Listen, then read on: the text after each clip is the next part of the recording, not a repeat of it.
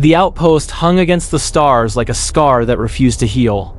A skeletal ring of metal and rock orbiting a dying brown dwarf, its lights flickering with the tired persistence of something kept alive by habit rather than hope. It was supposed to be a simple inspection, check the mining relays, confirm treaty compliance, leave within 48 hours. Sarah Vera knew better. She felt it the moment the EOS Arc shuttle docked. The air was wrong.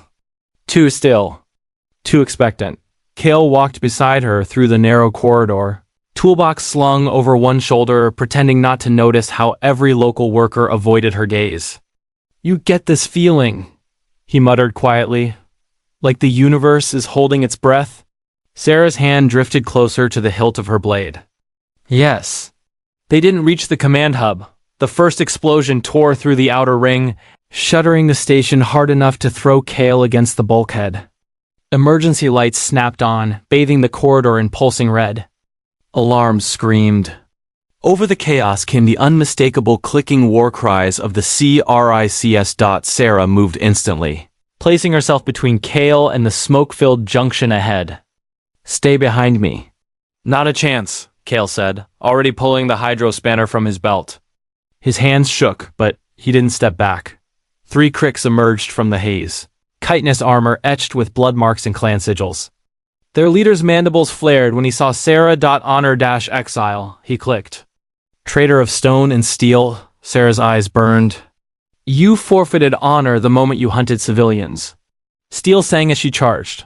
The corridor became a blur of motion, Sarah's blade flashing in deadly arcs, Crick's plasma shots scorching the walls, Kale ducking, scrambling, striking where he could. He wasn't graceful, wasn't trained, but he was relentless. He jammed his spanner into exposed joints, slammed emergency doors, rerouted gravity on instinct. 1 Crix fell, then another. The third lunged past Sarah faster than expected. Claws aimed straight for Kale's chest. Sarah didn't think. She stepped into the blow. The impact drove the air from her lungs as chitin cracked against her armor. Pain exploded across her ribs. Kale shouted her name, but she forced herself upright, blade rising one final time. The strike was precise, merciless. The Crix collapsed at her feet. Silence rushed in, broken only by the hiss of ruptured pipes. Sarah swayed. Kale caught her. For a heartbeat, she resisted instinct screaming at her not to lean, not to rely, but her strength gave out. He lowered her carefully to the floor, hands slick with her blood. "You idiot," he whispered, voice breaking. "You promised no one would touch me."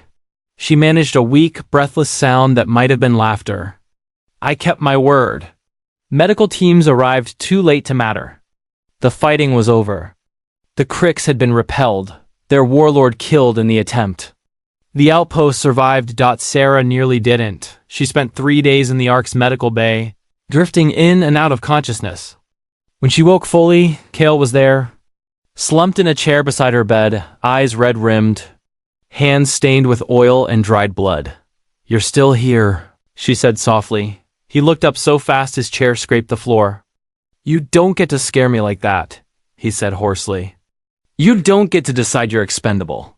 Sarah studied him, really studied him, as if seeing him clearly for the first time. "On Zalara," she said slowly, "we believe bonds are forged when one life is placed willingly before another." He swallowed. "Then what does that make us?"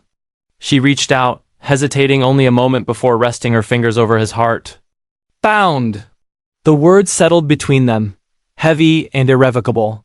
When she was cleared for duty, the cafeteria felt different. People still watched, still whispered, but now they looked at Kale too. At the human who walked beside the untouchable, warrior without fear. They still sat at the corner table. Sometimes they spoke. Sometimes they didn't, but the silence was no longer empty. On the day the EOS Arc resumed its journey, Sarah removed a thin strip of silver from her armor and pressed it into Kale's palm. "A Zalari oath mark," she said. "Worn only by those under my protection. Or my choosing." Kale closed his fingers around it, heart pounding. "And if I choose you too?" Her amber eyes softened, just a fraction. Then we walk forward together. Outside. The stars shifted as the ship jumped to hyperspace, and on a vessel full of boundaries, Treaties and old scars, a human engineer and a warrior without a homeland chose something quieter. Rarer and far more dangerous than war, they chose each other.